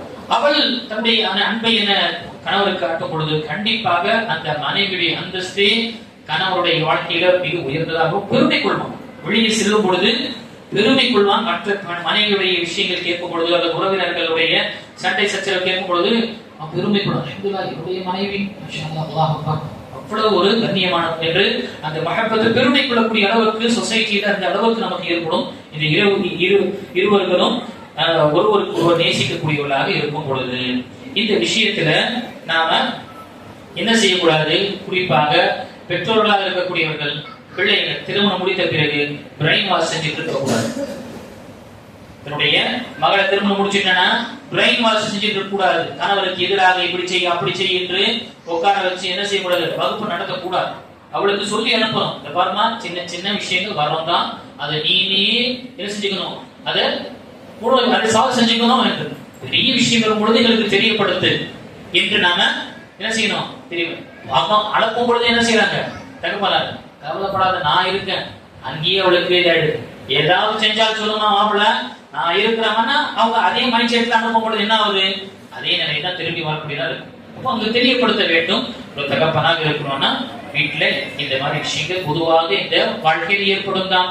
சின்ன சின்ன விஷயங்களும் கொண்டு வரக்கூடாது. உங்களுக்கு மத்தியிலே அதை நீங்க சீர்படுத்திக் கொள்ள வேண்டும் என்று நாம் உபதேசம் செய்யும் பொழுது கண்டிப்பாக அந்த உறவு நீடிக்கும். பெரிய ஒரு பிரச்சனை இருக்கும் பொழுது அது தெரியப்படுத்துவது என்பது பெற்றோர்களுக்கு அது அவசியமாக இருக்கின்றது. அப்பொழுது அந்த விஷயத்தை சீர்படுத்துவதற்காக இரண்டு தரப்பினர்களும் முயற்சி செய்வார்கள். இதுவும் அவசியமான விஷயம். நான்காவது விஷயத்தை நாம பார்த்தோம். இதை நபி ஸல்லல்லாஹு அலைஹி வஸல்லம் வாழ்க்கையை பாருங்க. சுப்ஹானல்லாஹ், நபி ஸல்லல்லாஹு அலைஹி வஸல்லம் ஹதீஸ் அபி ஆயிஷா ரலியல்லாஹு அன்ஹா எல்லாம் எவ்வளவு நபி ஸல்லல்லாஹு அலைஹி வஸல்லம் வாழ்க்கையில எவ்வளவு அன்பு. கான யக்ரவுல் குர்ஆன், நபி ஸல்லல்லாஹு அலைஹி வஸல்லம் குர்ஆனை ஓதுவாங்க, ஓதிக்கொண்டே இருப்பாங்க. வரக்ஸுஹு ஃபீ ஹிஜ்ரிஹி வ நஹாயித். அபி ஆயிஷா ரலியல்லாஹு அன்ஹா அறிவிக்கிறாங்க, நபி ஸல்லல்லாஹு அலைஹி வஸல்லம் குர்ஆனை ஓதுவாங்க, என்னுடைய மடியில படுத்தாங்க. நிறைய நான் அந்த நேரத்தில் மாதவிடாய் காலத்தில் இருப்பேன், ஆயுதாக இருப்பேன். நான் நபி ஸல்லல்லாஹு அலைஹி வஸல்லம் என்னுடைய மடியில படுத்த நிறைய என்ன செய்வாங்க? அவங்க குர்ஆனை ஓதுவார்கள். யோசிச்சு பார்க்க எந்த நிலை இருக்கும் நபி ஸல்லல்லாஹு அலைஹி வஸல்லம் அந்த மஹப்பா எவ்வளவு பாருங்க. அவங்க செய்யுங்க நபி ஸல்லல்லாஹு அலைஹி வஸல்லம் என்ன செய்வாங்க? இத்திகாஃப் இருக்கும் பொழுது அம்மை ஆயிஷா ரலியல்லாஹு அன்ஹா சொன்னா, குன்து உரஜிலு ரக்ஸ ரசூலில்லாஹி ஸல்லல்லாஹு அலைஹி வஸல்லம் வ அக்ஸிலுஹு. நான் நபி ஸல்லல்லாஹு அலைஹி வஸல்லம் தலையை நான் கழுவுவேன், பாருங்க குளிப்பாட்டுவேன், கழுவுவேன், பிறகு அவர்களுடைய தலைமுடியை நான் சீவி விடுவேன் என்று. நம்முடைய ஏன் உங்களுக்கு தெரியாதுங்க சீவறதுக்கு? நீங்க சாப்பிட மாட்டீங்க, போட மாட்டீங்களா? இங்க பாருங்க, நபி ஸல்லல்லாஹு அலைஹி வஸல்லம் உடைய மனைவி எப்படி இருந்தாங்க, அவங்களுக்கு செய்ய தெரியாதா? என்ன அந்த அன்பு பாருங்க. பள்ளிவாசல் இருக்கிறாங்க, தலையை நீட்டுறாங்க, அவங்களுடைய வீட்டுல அவங்க உட்கார்ந்து எவ்வளவு ஒரு அன்பு, அதை தெரியப்படுத்துறாங்க பாருங்க. நபி ஸல்லல்லாஹு அலைஹி வஸல்லம் அவருடைய விஷயத்தை அம்மை ஆயிஷா ரலியல்லாஹு அன்ஹா தெரியப்படுத்துறாங்க. இது இந்த மஹப்பத் மூலமாக என்ன ஆகும்? என்னதான் ஆகட்டும், இருவருக்கு மத்தியில் என்ன அது சிறந்த விஷயம். நபி ஸல்லல்லாஹு அலைஹி வஸல்லம் ஒரு பயணத்துல போறாங்க. எல்லா ஆண்களையும் கொஞ்சம் முன்னாடி போங்க, நம்ம கொஞ்சம் தாமதம் சொல்லிட்டு அனுப்பிட்டு வாங்க ரேஸ் பண்ணலாம். வேற அம்மை ஆயிஷா ரலியல்லாஹு அன்ஹா வாங்க ஓட்டப்பந்தயம் வைக்கலாம் என்று கொஞ்சம் முன்னாடி ஒரு ஆண்கள் அனுப்பிட்டாங்க. அதுக்கு நபி ஸல்லல்லாஹு அலைஹி வஸல்லம் ஓட்டப்பந்தயம் வைக்கிறாங்க. பாருங்க, முதல் கட்டத்துல நபி ஸல்லல்லாஹு அலைஹி வஸல்லம் என்ன செய்யறாங்க? அவங்க அம்மை ஆயிஷா ரலியல்லாஹு வெற்றி அடைகிறாங்க, அவங்க ஜெயிச்சிடுறாங்க. ஏன்னா அவங்க ரொம்ப நளினமாக இருக்கிறாங்க, அதனால ஓட்டத்துல அவங்க ஜெயிச்சிடறாங்க. திரும்பவும் ஒரு காலம் வருகின்றது. அதே போல நபி ஸல்லல்லாஹு அலைஹி வஸல்லம் இன்னொரு வாட்டி நாம திரும்ப ஓட்டப்பந்தயம் வைக்கலாங்க. அந்த நேரத்துல அம்மை ஆயிஷா கொஞ்சம் வெறுத்துறாங்க, கொஞ்சம் அவங்களுக்கு சதை விழுந்துருது. அந்த நேரத்தில் நபி ஸல்லல்லாஹு அலைஹி வஸல்லம் சொன்னாங்களா, விரைந்து சென்று விட்டுடேன். என்ன சொன்னாங்க? தில்கபி தில்க, அந்த நேரம் நீ ஜெயிச்ச இந்த நேரம் என்ன அன்பு பாருங்க. இதெல்லாம் பாருங்க எவ்வளவு ஒரு விஷயம். இப்ப இங்க சொல்லக்கூடிய விஷயம் என்ன? நீங்க ஓட்டப்பந்தயம் செய்யுங்க என்று சொல்லப்படல. நீங்க சொல்லப்படக்கூடிய விஷயம் என்ன? மஹப்பத் எப்படி இருந்தது பாருங்க. அவங்களுடைய மஹப்பத்து மத்தியில் எப்படி இருந்தது? இப்படி இருக்கும் பொழுது வேறோடைய விஷயம் எப்படி சிந்திக்கக்கூடியவர்கள் இருவர்களுக்கும், கணவராக இருக்கட்டும் மனைவியாக, எப்படி மூன்றாவது நபர் உங்களுடைய சிந்தனையில் வரும்? எனக்கு என்று ஒருவர் இருக்கின்றார், மஹப்பத்துக் கொள்வதற்காக, என்னை அரவணைப்பதற்காக, என்னுடைய பிரச்சனையில் எனக்கு உறுதுணையாக இருப்பதற்காக ஒருத்தர் இருக்கிறார் என்று சொல்லும் பொழுது அவருடைய வாழ்க்கையில வேறுபட்டு போறான். அதே போல அந்த மனைவியுடைய என்னுடைய கணவர் என்னை அன்பு கொள்கின்றார், எனக்கு நல்ல முறையாக பார்த்துக் கொள்கின்றார் என்று வரும்பொழுது சுப்ஹானல்லாஹ் அவருடைய அந்த கணவருடைய அந்தஸ்து கண்ணியம் உயர்ந்ததாக இருக்கும். இதுவும் நனவு கொள்ள வேண்டும். நபி ஸல்லல்லாஹு அலைஹி வஸல்லம் வாழ்க்கையை நமக்கு நம்ம ஹிட்லர் போல இருக்கக்கூடாது. வீட்டுக்கு வந்தவனே ஹிட்லர் ஆட்சி இப்படி இருக்கும் பொழுது எந்த மஹப்பத்துங்க வரும்? அச்சம் தான் வரும். வெளியே எப்போ அண்ணாத்த போவாரு என்று வரும், எப்போ வீட்டை விட்டு கிளம்புவாரு என்று வரும். போகும்போது ஒரு பெருமூச்சு, போயிட்டாரு. ஏன்? ஹிட்லர் வந்தார். கணவர் வரல, ஹிட்லர் வந்தார். நாம இவங்களை ஆட்டி படைச்சோ அல்லது என்ன கிடைச்சிட போகுது, அல்லாஹ்வுடைய கோபம் தான் கிடைக்கும். இவர்களுடைய வெறுப்பு தான் நமக்கு வரும். ஆக இதுவும் என்ன, இரண்டு தரப்பிலும் இதை நமக்குள்ள வேண்டும். ஆயிஷா பாருங்க இந்த அளவுக்கு பாருங்க, நபி ஸல்லல்லாஹு அலைஹி வஸல்லம் விஷயத்தில் எந்த அளவுக்கு பாருங்க, இதை நாம் நமக்குள்ள வேண்டும். ஐந்தாவது விஷயம் பார்க்கும் பொழுது இருவர்களும் ஒருவருக்கொருவர் மென்மையாக நடந்து கொள்ள வேண்டும். அதே போல வீட்டில் இருக்கக்கூடிய பிள்ளைகளுடன் என்ன மென்மையான முறையில் நடந்து கொள்ள வேண்டும். ரெண்டு பேரும் நம்ம என்ன செய்யணும், மென்மையா சாஃப்டாக நம்முடைய பிஹேவியர் ஒருவருக்கொரு சாஃப்டாக இருக்கும். இந்த முறையில நம்ம மென்மையாக நடந்து கொள்ளும் பொழுது நமக்கு ஹைர் இருக்கும். அல்லாஹ் ஸல்லல்லாஹு அலைஹி வஸல்லம் ஸஹீஹான ஹதீஸில் நபி ஸல்லல்லாஹு அலைஹி வஸல்லம் கூறினார்கள், இதா அராதல்லாஹு பிஹி லி அஹ்லில் பைத்தி ஹைர், அல்லாஹ் தஆலா ஒரு குடும்பத்தினருக்கு ஒரு வீட்டார்களுக்கு நலனை நாட விரும்புகிறார் என்றால், அவன் ஹைரை அவன் கொடுக்க விரும்புகிறான் என்றால், அத்கலஹு அலைஹிம் அர்ரிஸ்க், அல்லாஹ் தஆலா மென்மைத்தனத்தை அந்த இரக்க குணத்தை அல்லாஹ் தஆலா அவருடைய வீட்டில் அல்லாஹ் தஆலா இறக்கி விடுகின்றான். ஒருவருக்கொருவர் நேசிக்கக்கூடிய, ஒருவருக்கொருவர் அரவணைக்கக்கூடிய, ஒருவருக்கொருவர் இரக்கம் காட்டக்கூடிய நிலை ஏற்படுகின்றது. இரக்கத்தை கொண்டும் நல்ல ஒரு பண்புகள், நல்ல ஒரு சாஃப்ட் கேரக்டரை கொண்டு விஷயங்கள் எவ்வளவு விஷயங்கள் என்றும் நாம் சாதித்தோம். கடுமையாக இருந்து கடுப்பாக இருக்கக்கூடிய யாரும் நம்ம பக்கத்தில் இருக்க மாட்டாங்க. அது மனைவியாக இருக்கட்டும் அல்லது வெளியே இருக்கக்கூடியவர்களாக இருக்கட்டும். இவரு கடுப்பாக பார்த்தாலே எரிஞ்சு, இவரு பக்கத்துல யாரும் இருப்பாங்க தொடர்பு. இப்படி வெளியால இருக்கும் பொழுது வீட்டில் எப்பொழுதும் இருக்கக்கூடிய மனைவியுடைய விஷயத்துல நாம் கடுமையாக நடந்து கொண்டோம் அல்லது மனைவி வந்தவுடனே எரிஞ்சு விடுவதோ அல்லது கடுமையாக நடந்து கொள்ளும் பொழுது எப்படி இந்த உறவுகள் நீடிக்கும்? எதுவும் நாம கவனம் கொள்ளக்கூடியதாக இருக்க வேண்டும். ஒருவருக்கு ஒருவர் என்ன செய்யணும், அந்த கான்பிடென்ட் நம்ம ஏற்படுத்திக்கணும். ஒருவருடைய விஷயத்துல நம்ம உறுதி ஏற்படுத்திக்கணும். நான் நல்ல விதமாக நடந்து கொள்வேன், நீனும் அதே போல நடந்து, அந்த விஷயத்தை நம்ம கான்பிடென்ட் நாம ஏற்படுத்திக் கொள்ள வேண்டும். இதை நம்ம மறந்து விடக்கூடாது. ஆறாவது விஷயம் பார்க்கும் பொழுது, ஏதாவது ஒரு முடிவு எடுக்கும் பொழுது, குறிப்பாக முடிவு எடுக்கும் பொழுது இருவரும் கணவராக இருக்கட்டும் மனைவியாக இருக்கட்டும் ஒரு முடிவு எடுக்கின்றோம் என்றால் கலந்து ஆலோசனை செய்துவிட்டு அந்த முடிவெடுப்பது சிறந்ததாக இருக்கும். வீட்டுடைய விஷயங்கள்ல குடும்ப ரீதியான விஷயங்கள்ல ஒரு முடிவை எடுக்கின்றோம் என்றால் அதுல நான் கணவர் எடுக்கின்ற அந்த மனைவியோட மஷவரா கேட்டுக்கொள்ளணும். அதே மாதிரி மனைவியாக இருக்கும் பொழுது அவருடைய குடும்பதாரியாக இருக்கக்கூடிய கணவருக்கு தெரியப்படுத்திக் கொள்ள வேண்டும். அது இப்படி இருக்கும் பொழுது என்ன, இது ஹைராக இருக்கும். என்னுடைய பொருள் நான் என்ன செய்வேன், என்னுடைய இஷ்டம் நான் என்ன செய்வேன் ஆகும் பொழுது என்னாகும், அங்கதான் பிரச்சனையே ஏற்படும். எடுத்துக்காட்டாக ஒரு மனைவி தன்னுடைய ஆபரணத்தை அன்பளிப்பாக சதகா செய்ய இருப்பது, அவளுக்கு உரிமை இருக்கு, அவருடைய பொருளுக்கு உரிமை இருக்கு, கணவருக்கும் தெரியும் இது அவருடைய உரிமை. ஆனா ஒரு வார்த்தை கொடுப்பதற்கு முன்னால் எனக்கு இந்த விஷயங்களுக்கு நான் கொடுக்கலாம் என்று நான் இருக்கிறேன், உங்களுடைய அபிப்பிராயம் என்னங்க என்று கேட்கும் பொழுது என்ன, அவர் கொடுக்கிறாரே இல்லையோ அவனுடைய மதிப்பு அந்த மனைவியில இருக்கு, அவளுக்கு ஒரு வேல்யூவாக கருத்து என்ன செய்யறாங்க அந்த விஷயத்தை தெரியப்படுத்தும். ஏன்னா அதை கொடுத்துக்கிட்ட பிறகு என்னன்னா இந்த தெரிய வந்தது இந்த மாதிரி கொடுத்துருக்கிறேன்னா, ஆமாங்க ஏன் காசு நான் கொடுத்தேன் என்ன ஆகும், சரி அப்படியே ஆகட்டும், அடுத்த கட்டம் முடிஞ்சது, பிரச்சனை தான். அந்த இடத்துல இதை செய்ய இந்த மாதிரி விஷயம் செஞ்சிருக்கேன், கிரமங்கள் இருக்கு, அது மாதிரி முடிவெடுக்கும், நீங்க உங்களுடைய அபிப்பிராயம் சொல்லுங்க, நீங்க என்ன சொல்றீங்க என்று சொல்லும் பொழுது கண்டிப்பாக நல்ல விஷயமாக இருக்கும் பொழுது கண்டிப்பாக அவங்க நான் ஒரு அப்போ அந்த கணவர் ஆஹா என்னுடைய விஷயங்களை அவங்க ஷேர் செய்யறாங்க என்று அந்த சிந்தனை வரும். அதே போல கணவரும் என்ன ஒரு விஷயத்தை முன்னெடுக்கும் பொழுது குடும்ப ரீதியான விஷயங்கள் என்ன அதை நம்ம மஷூரா செய்யணும். ஒரு பெண் பெண் குழந்தை எங்க திருமணம் முடிப்பதற்காக ஒரு பேசினோம், அங்க நம்ம வாக்கு கொடுத்துட்டு வந்துட்டோம், நீங்க நான் வாக்கு கொடுத்துட்டேன், ஒரு வாட்டி கேட்கணும், மஷூராவின் அடிப்படையில் கேட்டு செஞ்சோம்னா எவ்வளவு கைராக என்ன ஆகும், பிரச்சனைகள் தீரக்கூடியதாக இருக்கும். இது ஆறாவது விஷயம். ஒரு முடிவை எடுக்கும் பொழுது, பெரிய ஒரு முடிவை நாம் எடுக்கும் பொழுது அந்த முடிவை நாம் என்ன செய்யணும், இதை நாம கலந்து ஆலோசனை செய்திருக்கணும். நபி ஸல்லல்லாஹு அலைஹி வஸல்லம் உம்மு சுலைம் ரலியல்லாஹு அன்ஹா பிரபலியமான அந்த சம்பவம் என்ன சம்பவம், நபி ஸல்லல்லாஹு அந்த உம்மு சுலைம் ரலியல்லாஹு அவர்களுடைய கணவர் கொஞ்சம் வெளியே போயிருந்தார் எங்கேயோ ஒரு பயணத்திற்காக. அந்த நேரத்துல அவங்களுடைய குழந்தை மௌத்தாயிடுச்சு. மௌத்தான பிறகு அவங்க வீட்டுக்கு வராங்க, அவங்களுக்கு நல்ல முறையாக அவங்களுக்கு எல்லா பணிகளை செய்துவிட்டு அவங்களிடம் என்ன செய்யறாங்க, ஒரு முன்னுரையாக என்ன செய்யறாங்க தெரியப்படுத்துறாங்க. என்னங்க இது மாதிரி ஒரு அமானிதமாக கொடுத்துருக்கிறாருன்னா அவர் அமானிதத்தை கேட்டாருன்னா அந்த அமானியத்தை கொடுக்கணுமா இல்லையா, ஆனா அமானிதம் என்றால் அது கொடுத்துதான் தீரணும் என்று சொல்லும் பொழுது அடுத்ததாக தெரியப்படுத்துறாங்க, அல்லாஹ் கொடுத்திருக்கக்கூடிய அல்லாஹ் கொடுத்த அந்த குழந்தை அமானிதமானது அல்லாஹ் தஆலா ஏற்றுக்கொண்டாங்க, மௌத்தாயிடுச்சு அந்த குழந்தை என்று சொல்லும் பொழுது பாருங்க எப்படிப்பட்ட ஒரு விஷயம். இந்த விஷயங்கள் நமக்கு நம்முடைய விசுவாசனுடைய வாழ்க்கையிலும் நம்ம சாபியாக்கள் வாழ்க்கையிலும் நமக்கு சுப்ஹானல்லாஹ் எண்ணற்ற எடுத்துக்காட்டு இருக்கு நம்ம மகிழ்ச்சியாகரமான ஒரு வாழ்க்கையை வாழ்வதற்காக.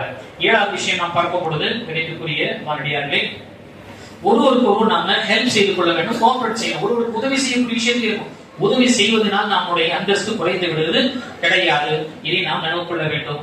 வீட்டுல ஏதாவது கணவருக்கு தேவையான சில விஷயங்கள், மனைவிக்கு இந்த விஷயம் தெரிஞ்சிருக்கு, ஆபீஸுடைய விஷயங்கள் அவள் சரிங்க நான் கொஞ்சம் ஹெல்ப் பண்றாங்க. அதே டீச்சராக இருக்கிறாங்க, ஏதாவது உங்களுக்கு பேப்பர் ஏதாவது செய்யணுமா, இல்ல ஆட் பண்ணணுமா, இல்ல கூட்டணுமா குறைக்கணுமா, நான் செய்யறேன் உங்களுக்கு உதவி செய்யணுங்க என்று வரும் பொழுது என்ன ரொம்ப சிறந்தார். அதே போல வீடு வரணுங்க, வீட்டுல சுத்தப்படுத்தக்கூடிய விஷயம் நானும் சேர்ந்து செய்யறேன், 2 பேரும் சேர்ந்து செய்யலாம். இல்லைன்னா அவளே செஞ்சு வீட்டுல வேலை இல்லைன்னா என்ன செய்வாங்க, வீட்டுல இருக்கக்கூடிய பெண்கள் தான் செய்வாங்க, செஞ்சு படுத்துருவான். அதுக்கு பிறகு என்ன, உனக்கு இதுக்கு முன்னாடியே சொன்ன என்ன செய்யாதன்னு, ஏன் கூட செஞ்சுட்டு இருந்தாங்க என்ன ஆயிட்டு இருக்கும், அவங்க நாடினாங்க விரும்பினாங்க, ஆனா வருவாங்களா என்ன, அவரு கண்ணும் காணாம போயிட்டாரு, என்ன ஆகும் பிரச்சனை. இது இந்த விஷயத்துல ஒருவருக்கு ஒருவர் நாம உதவி செய்தோம் என்றால் நபி ஸல்லல்லாஹு அலைஹி வஸல்லம் எடுத்துக்காட்டு வீட்டுடைய வேலைகள் செய்வாங்க. அம்மை ஆயிஷா தெரியப்படுத்துறாங்க என்ன செய்வாங்க அம்மை ஆயிஷா வீட்டுலன்னா, அவர்கள் வீட்டார்களுடைய வேலையில் தனக்கு சுப்ஹானல்லாஹ் உடந்தையாக இருப்பார்கள். எந்த அளவுக்கு அவங்களுடைய சுப்ஹானல்லாஹ் துணியை எனக்கு கிழிந்திருந்தனா அதை தைத்துக் கொள்வார்கள், பால் கறப்பார்கள் ஆடுகிறது. அதே போல வீட்டுடைய வேலைகளை தான் செய்வார்கள் என்று நபி ஸல்லல்லாஹு அலைஹி வஸல்லம் மனைவி எடுத்து காட்டணும். நாம அவங்களோட சிறந்தவராயிடுமா? நபி ஸல்லல்லாஹு அலைஹி வஸல்லம் இவ்வளவு இருக்கும் பொழுது நம்முடைய விஷயம் தொழுகை நேரம் வந்துருச்சா உடனே கிளம்புவாங்க. இத ஹதரத் ஸலாத் கரஜ இல ஸலாத், தொழுகை நேரம் வந்துருச்சா உடனே என்ன செய்வாங்க, அவங்க வேலை விட்டு கடந்து செல்லக்கூடியவர்களாக இருப்பாங்க என்று சொல்லப்பட்டது. இதுவும் நம்ம செய்யக்கூடிய விஷயமாக இருக்கின்றது.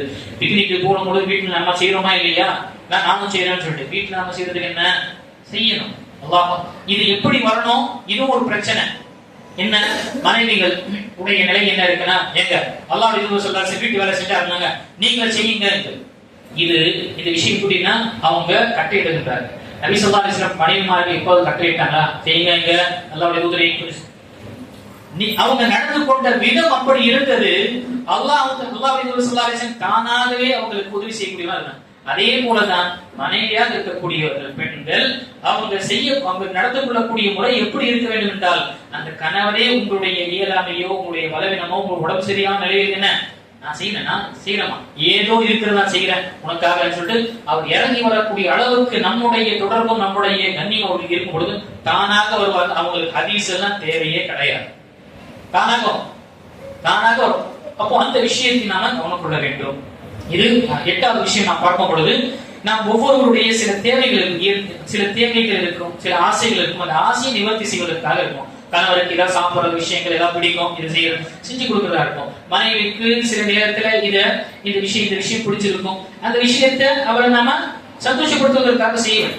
ஐஸ்வர்யம் பிடிச்சிருக்கு, ஆபீஸ்ல இருந்து வந்தோம், எடுத்து வந்து வீட்டுல வச்சுக்கணும்.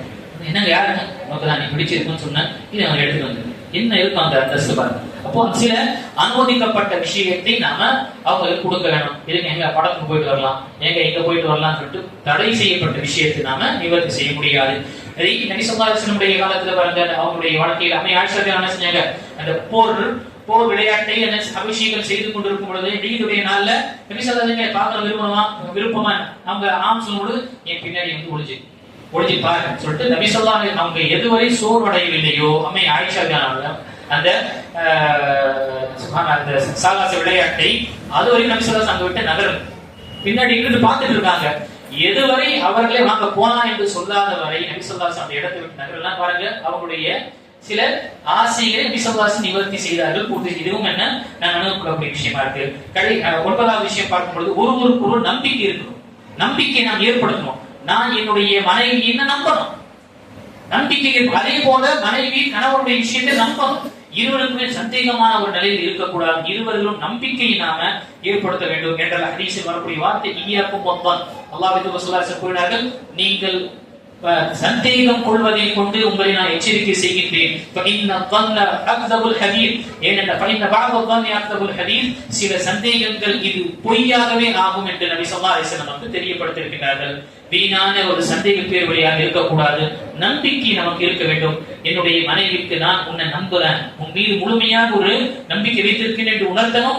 அந்த மனைவியும் என்ன கணவருக்கு உங்களுடைய விஷயத்துல நாம் முழுமையாக நம்புறாங்க என்ற அந்த நம்பிக்கை நாம் ஏற்படுத்தும் பொழுது அது சிறந்த விஷயமாக இருக்கும். கடைசியான விஷயம், 10வது விஷயம், ஒருவருக்கு ஒருவர் துஆ செய்யும். ரொம்ப ரொம்ப முக்கியமானது. ஒருவருக்கு ஒருவருக்காக துஆ செய்யும். இந்த துஆ என்பது பெரிய ஒரு மாற்றத்தை ஏற்படுத்தும். வீட்டுல சில சிரமங்கள் இருக்கா, மனைவி கேட்பது கிடையாதா, அல்லது கணவருடைய நிலை இப்படி இருக்கா, இந்த நிலையில அல்லாஹ்விடம் முறையிடுது. என்னுடைய மனைவியை என்னுடைய கண்களை குளிர்ச்சியாக ஆக்குவாயாக, என்னுடைய கணவரை எனக்கு என்னை என நேசிக்கக்கூடிய அரவணைக்கக்கூடியவராக ஆக்குவாயாக என்று துஆ செய்ய வேண்டும். உடம்பு சரியில்லைன்னா பார்க்கறதும் கிடையாது. அதே யாராவது உடம்பு சரியில்லைன்னு சொல்லிட்டு சந்திக்க போறோம், 7 தடவை துஆ ஓதிட்டு வருமா இல்லையா? அஸ்ஸலாமு அலைக்கும் ரப்பல் அர்ஷில் கரீம் என்று ஓதிட்டு வரோம். இல்லைன்னா லாபாச தருண் இன்ஷா அல்லாஹ் என்று சொல்லிட்டு வரோம். அதே மனைவி இருக்கும் பொழுது வீட்டுல என்னைக்காவது உட்கார வச்சவங்களுக்கு நம்ம துஆ ஓதி இருப்போமா?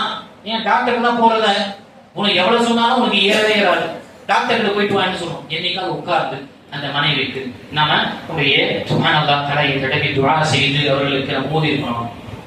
என்னைக்காவது நம்ம உட்கார்ந்து அவங்களுடைய நிலையை தெரியப்படுத்தி அவங்களுக்காக துஆ செஞ்சிருக்கோமா? செய்வது கிடையாது. அதே மற்றவர்களுக்கு அந்த விஷயம் நமக்கு வருகின்றது. என்ன, அங்கு மார்க்கப்பட்டுள்ளவர்கள் என்று காண்பிக்கும். போய் சந்திக்கும் பொழுது துஆ ஓதி ஊதுறதும் அது விஷயம் செய்வது பெரிய. ஆனா வீட்டுல இந்த மாதிரி நிலை இருக்கின்றது.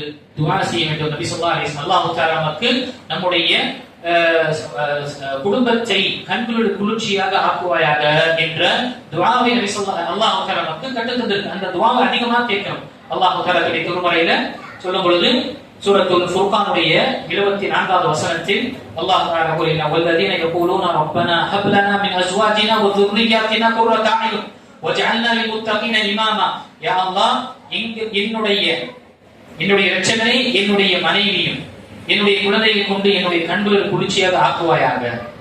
பிறகு என்னை நீ இறையச்சம் கொள்ளக்கூடியவர்களுடைய இமாமாக ஆக்குவார். என்ன அர்த்தம்? இறையச்சம் இருக்கக்கூடியவர்கள், அல்லாஹ்வை பயந்து வாழக்கூடியவருடைய இமாமாக ஆக்குவான். என்ன அர்த்தம்? இவர்களை விட சிறந்தவனாக என்ன ஆக்குவாயாக, அவர்கள் என்னை பிரதிநிதியாக ஒரு இமாமாக அவர்கள் எடுத்துக்கொள்ளும் அளவுக்கு, அந்த அளவுக்கு என்னுடைய ஒழுக்கத்தினுடைய பண்புகளை சீர்படுத்துவாய் என்று செய்யக்கூடிய விஷயம். இது நாம ரொம்ப அவசியமாக இருக்கின்றது. அல்லாஹ் தஆலாவிடம் நம்முடைய குடும்பத்திற்காக துஆ செய்வது ரொம்ப அவசியம். இது நாம செய்வது கிடையாது. இது இருவர்களும் செய்யும் பொழுது மாற்றங்கள் நம்முடைய வாழ்க்கையில் நாம் பார்க்கலாம். ஆக நினைக்கக்கூடிய அல்லாஹ்வியார்களே, இந்த விஷயங்கள் ஒரு மனைவிக்கு என்ன கடமைகள், அதே போல ஒரு கணவருக்கு என்ன கடமைகள், இந்த இருவர்களும் தாம் செய்யக்கூடிய எப்படி இந்த வாழ்க்கையை அமைத்துக் கொண்டு செல்ல வேண்டும் என்ற விஷயங்களை நாம் அறிந்தோம். இதன் மூலமாகத்தான் நமக்கு இன்பமான வாழ்க்கை, வெற்றிகரமான திருமண வாழ்க்கை அமையும். ஒருவருக்கு ஒருவர் நாம் நேசிக்கக்கூடியவர்களாகவும் இந்த உறவை கொண்டு அல்லாஹ்வுடைய பொருத்தத்தை பெறக்கூடியவர்களாக இருப்போம். இல்லை என்றால் இந்த உறவை அல்லாஹ் பால் இப்ப இருக்கக்கூடிய சமகாலத்தில் பார்க்கும் பொழுது அல்லாஹ் இது பெரிய ஒரு மக்கள் வெறுக்கும் அளவுக்கு வந்து விட்டார்கள். திருமணமே வேண்டாங்க என்று நடந்த விஷயம் பார்க்கவே இல்லையா? கேரளால என்ன நடந்திருக்கு? 2 பெண்கள் திருமணம் முடிச்சுட்டாங்க. நம்முடைய சமுதாயத்தை சார்ந்த 2 பெண்கள் LGBT உடைய அந்த ஓரணையுடைய எதிரே வந்து இதனாலதான் ஏன் பாக்குறாங்க தன்னுடைய சகோதரிய வாழ்க்கை இப்படி, தன்னுடைய சகோதரனுடைய வாழ்க்கை எப்படி, 2 பேருடைய இந்த போராட்டம், இந்த போர்க்களத்தை பார்த்து விட்டு இதெல்லாம் ஈடுபடி ஆகாத என்ன செய்யறாங்க, இந்த சமுதாயத்துடைய இளைஞர்கள் இதெல்லாம் வேண்டாங்க என்று என்ன செய்யறாங்க, விலகி வரும் பொழுது, இயற்கைக்கு மாற்றமாக செய்யும் பொழுது அங்கு அனாச்சாரங்களும் பாவங்களும் அசிங்கங்களும் பரவுகின்றது. அதற்கு மத்தியில் நாம் இருக்கும் பொழுது அல்லாஹ் பாதுகாக்க வேண்டும். அதை விழுமக்கூடிய நிலையும் நமக்கு ஏற்படலாம். ஆக இந்த விஷயத்தை, இந்த புனிதமான இந்த உறவை நாம் பேணி காக்கும் பொழுதும், இதை நாம அரவணைத்து நாம் செல்லும் பொழுது கண்டிப்பாக அல்லாஹ்வுடைய ரஹ்மத்தும் இருக்கும்.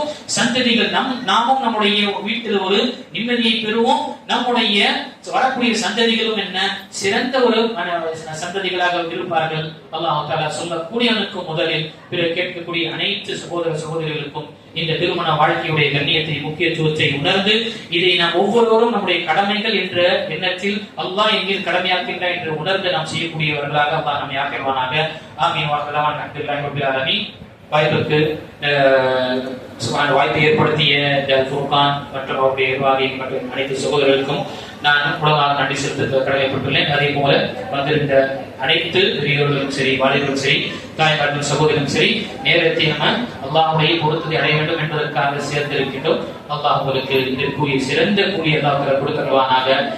இப்படிப்பட்ட ஒரு தொடர்ச்சியான அமல்களை நாம் ஏற்படுத்தி நம்மை அல்லாஹ் தஆலாவுடைய நல்லடியார்களாக ஆக்குவதற்காக நாம் முயற்சி செய்வோமாக. ஆமீன். வாஹிர் தஅவானா அல்ஹம்துலில்லாஹி ரப்பில் ஆலமீன்.